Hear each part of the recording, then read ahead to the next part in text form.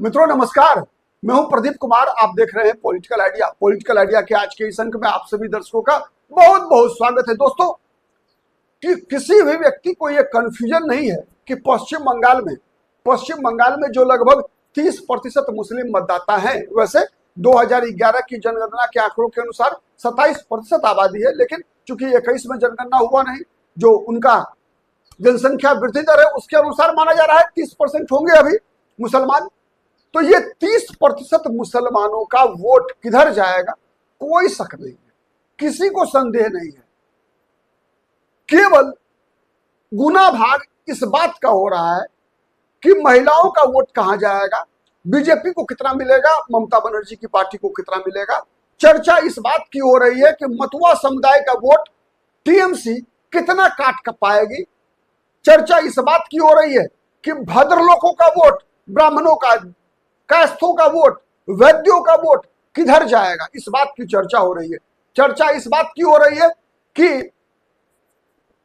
महिलाओं का वोट महिला सुरक्षा के नाम पर जाएगा या फिर लक्ष्मी भंडार योजना, कन्याश्री योजना के नाम पर, मतलब आर्थिक लाभ के लिए क्या महिला सुरक्षा से पश्चिम बंगाल की महिला मतदाता कंप्रोमाइज करेंगी, इस बात का सवाल पूछा जा रहा है। इस बात पे दावे प्रतिदावे किए जा रहे हैं। इस बात में किसी को शक नहीं है कि 30% मुसलमानों का वोट किसे मिलेगा।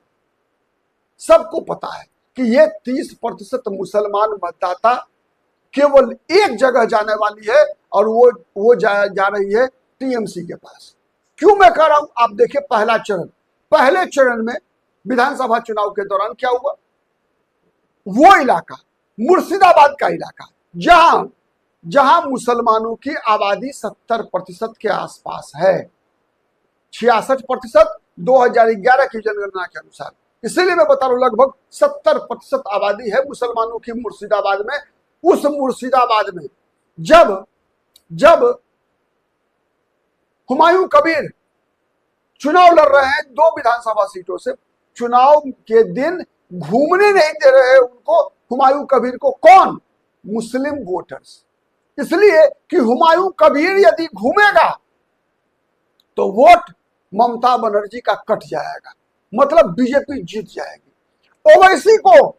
ओवैसी को कह दिया गया कि मत आओ असम में, मत आओ पश्चिम बंगाल में, असम और पश्चिम बंगाल छोड़कर बात करो। याद है आपको मौलाना मदनी का भाषण?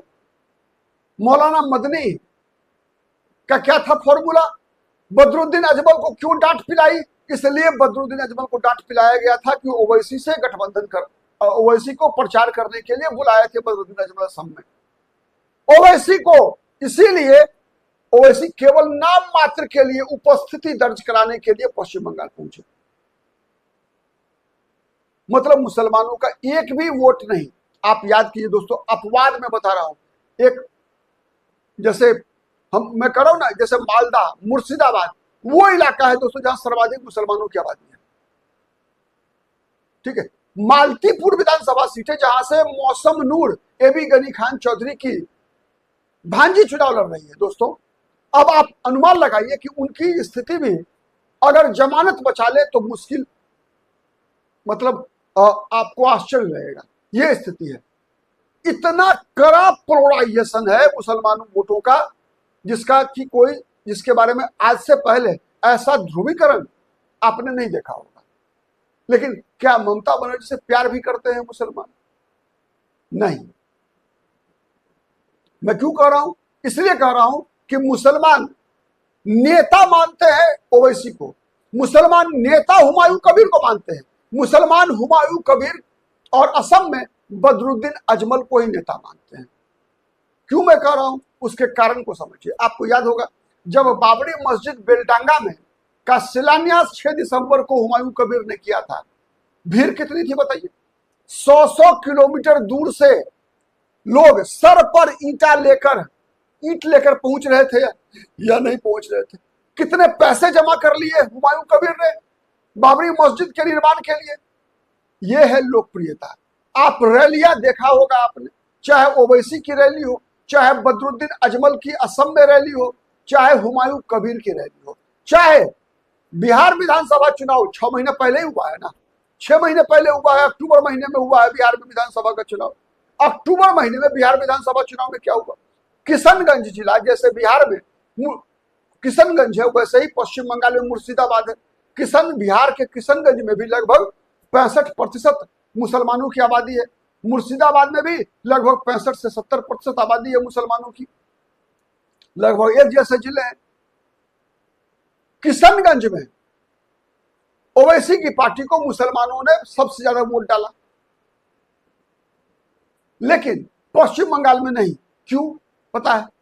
इसलिए कि मुसलमानों ने ओवैसी को इसलिए किशनगंज में वोट दिया कि मुसलमानों को पता था कि बिहार में सीएम भाजपा का नहीं बनने वाला है, क्योंकि उन दिनों सीएम के उम्मीदवार कौन थे? 25 से 30, फिर से नीतीश। मतलब वहां यदि भाजपा का मुख्यमंत्री बनना होता बिहार में, तो यकीन मानिए मुसलमानों का एक भी वोट ओवैसी को शायद मिलता। किशनगंज में ओवैसी को इसलिए मिला क्योंकि बिहार में नीतीश कुमार मुख्यमंत्री बनने वाले थे बीजेपी गठबंधन से, तो मुसलमान तेजस्वी यादव को सबक सिखाना चाहते थे, तेजस्वी यादव से हक लेना चाहते थे। लेकिन पश्चिम बंगाल में मुसलमानों के सामने कोई विकल्प नहीं था, मुसलमानों को कोई रिप्रेजेंटेशन नहीं चाहिए। मुसलमान के लिए पश्चिम बंगाल में एकमात्र मुद्दा है कि एट एनी कॉस्ट वो बीजेपी को रोक सके। आप देखिए दोस्तों, पश्चिम बंगाल एक ऐसा राज्य है जहां पर कि कांग्रेस पार्टी ने लगभग 70 मुसलमान उम्मीदवार को टिकट दिया है। 70, अराउंड 70 मुसलमानों को उम्मीदवार बनाया है पश्चिम बंगाल में कांग्रेस पार्टी ने, और ममता बनर्जी ने 47, ओनली 47। लेकिन फिर भी कांग्रेस को मुसलमानों का वोट नहीं। कोलकाता, हावड़ा का इलाका दोस्तों, 16 विधानसभा सीट है हावड़ा में, ठीक है। कोलकाता में 11 विधानसभा सीट है, 27 विधानसभा सीट। ये वो इलाका है दोस्तों, हावड़ा जिला में 16 और कोलकाता में 11, जहां माना जाता है कि मुसलमानों की आबादी लगभग 30-40% है। लेकिन टीएमसी ने कितने उम्मीदवार दिए हैं? मात्र 2। अनुमान लगाइए आप, 40 में 2 मतलब कितने परसेंट हो गए? 5%। आबादी मुसलमानों की कितनी? लगभग 30% से ऊपर, 40% के आसपास तक, लेकिन टिकट 5%। ये ममता बनर्जी, मतलब ममता बनर्जी ने मुसलमान को इसलिए टिकट नहीं दिया, जिससे कि आप अनुमान लगाइए, मुसलमान के लिए ममता मजबूरी है। ये बात मैं बता रहा हूं आपको, ममता बनर्जी से कोई मुसलमान खुश नहीं। आप माइक लगा दीजिए, मुसलमान बोलेंगे ममता बनर्जी से बेहतर मुख्यमंत्री हो ही नहीं सकता।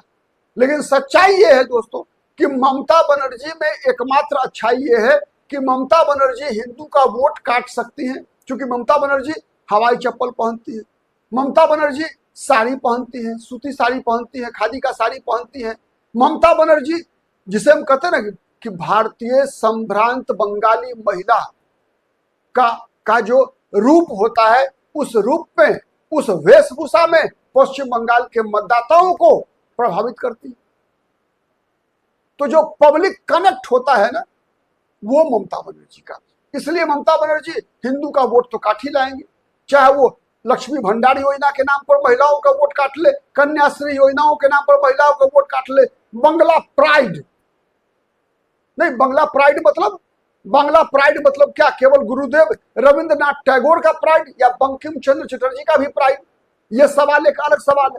लेकिन चलिए, बंगाल में एक बड़ी तादाद है जो ईश्वर चंद्र विद्यासागर, राममोहन राय और गुरुदेव रविंद्रनाथ टैगोर, इन तीनों को ही सबसे बड़ा महापुरुष मानता है, ठीक है। शेष जो स्वामी विवेकानंद, महर्षि अरविंद, ठीक है, ऐसे इस बंकिम चंद्र चट्टोपाध्याय, इस कैटेगरी, दूसरा 2 कैटेगरी के वहां पर आदर्श हैं पश्चिम बंगाल में।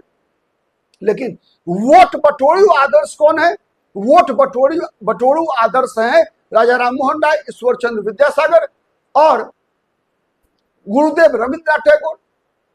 लेकिन जिनके नाम पर वोट नहीं मिलता, वो आदर्श कौन कौन है?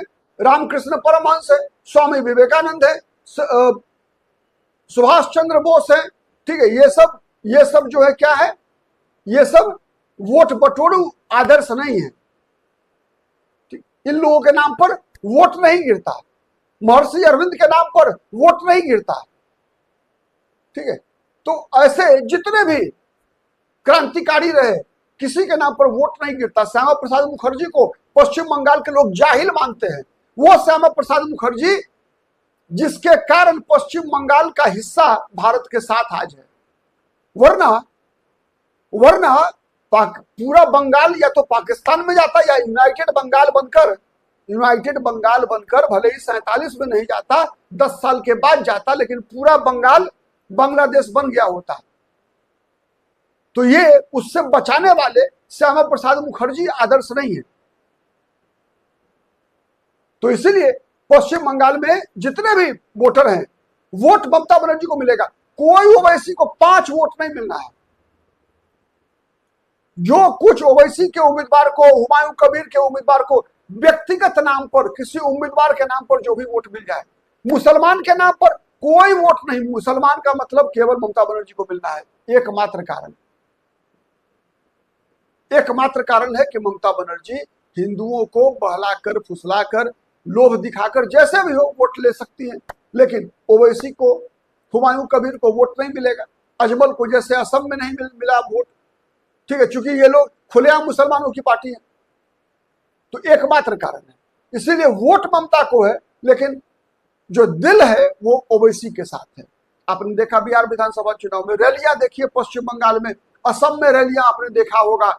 बाबरी मस्जिद के निर्माण के दौरान, शिलान्यास के दौरान हुमायूं कबीर के लिए आपने देखा होगा चंदा, हुमायूं कबीर के लिए 8 ईंट बाबरी मस्जिद बनाने के लिए। ये सब चीजें असली प्रेम दिखाती है।